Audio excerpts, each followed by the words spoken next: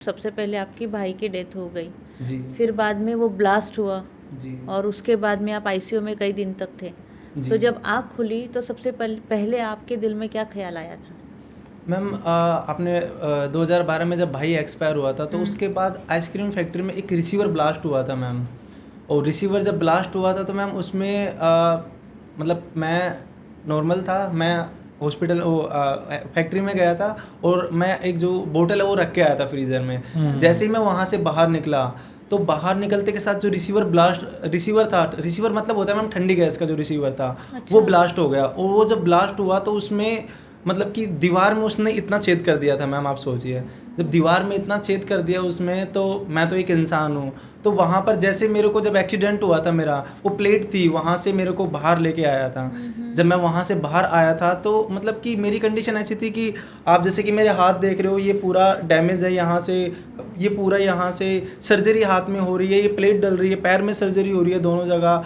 तो मतलब ऐसा था कि ब्लड छड़ रहा था और निकल रहा था वहाँ पर। बाप रे। तो जैसे कि एक रहता है ना कि सर एक गांव में एक पोर्ट में बांध के हम लेके जाते हैं, तो जैसे ही मेरा एक्सीडेंट हुआ तो सब सोसाइटी सबने देखा कि ये क्या हुआ।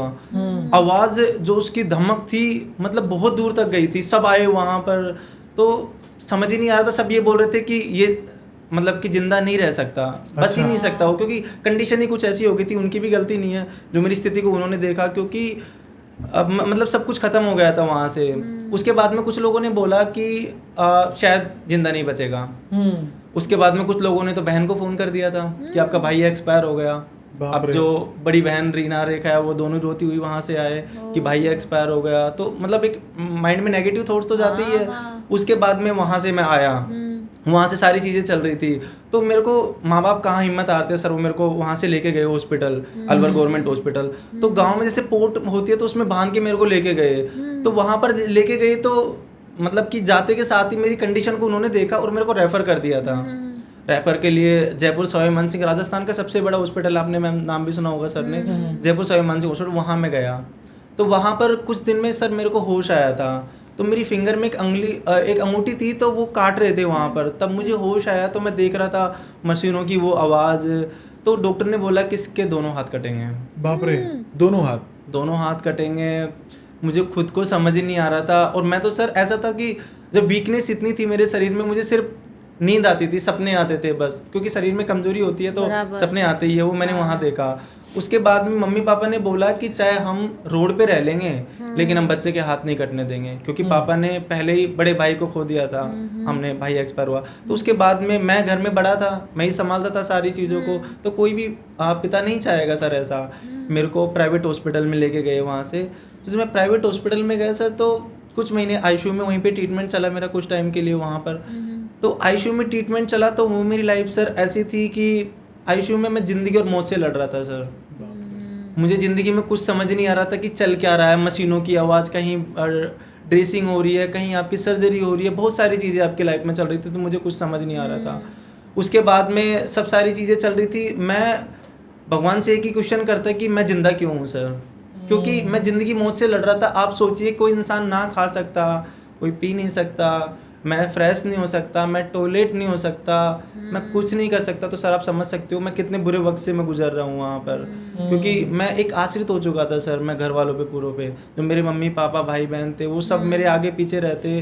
तो मैं भगवान से यही क्वेश्चन करता कि मैं ज़िंदा क्यों हूँ, इससे अच्छा तो आप मुझे उठा लेते, ये आश्रित तो नहीं होता आज मैं यहाँ पर। लेकिन सर बोलते हैं ना कि कई बार भगवान जो करते हैं वर्तमान में लगता है गलत है, लेकिन भविष्य हमको इस चीज़ का एहसास दिलाता है कि भगवान जो करते हैं वो अच्छे के लिए करते हैं। ये चीज़ है। तो उसके बाद में सारी चीज़ें चलती रही सर। मैं कुछ महीने वहाँ पर ट्रीटमेंट मेरा चलता रहा, लेकिन सर वो रोज़ हॉस्पिटल की लाइफ, ड्रेसिंग होना, वो पेनफुल वाली लाइफ, कभी आपकी सर्जरी हो रही है, कभी ऑपरेशन हो रहे हैं, तो बहुत मतलब मैं अपने बुरे वक्त से गुजर रहा था। तो मैं भगवान से एक ही प्रे करता कि भगवान जी कब मैं यहाँ से अपने घर जाऊँगा।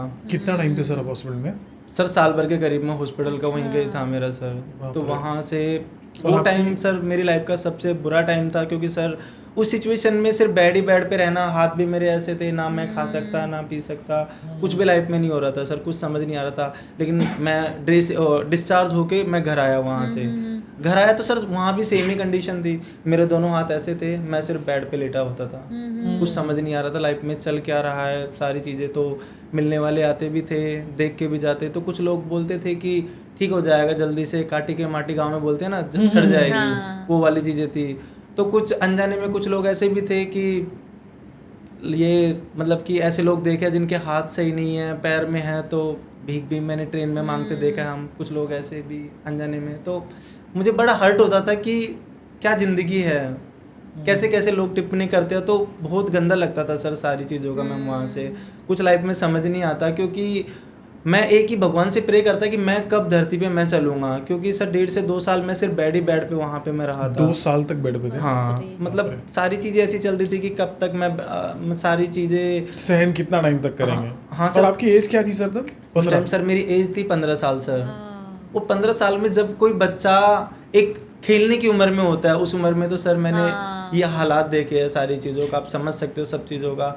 तो मुझे कुछ समझ नहीं आ रहा था। तो वो आईसीयू वाली जो मेरी ज़िंदगी थी मैम, मतलब मैं मानता हूँ कि सबसे मैं अपने बुरे वक्त से वहाँ पे मैं गुजर रहा था, और मेरी सबसे मतलब गंदी ज़िंदगी आप कह सकते हो, बहुत सारा जो संघर्ष भी कह सकते हो वहाँ से मैंने किया है। तो कुछ अच्छा नहीं चल रहा था, तो मेरी लाइफ का सबसे बुरा वक्त कह सकते हो वो था मैम जी।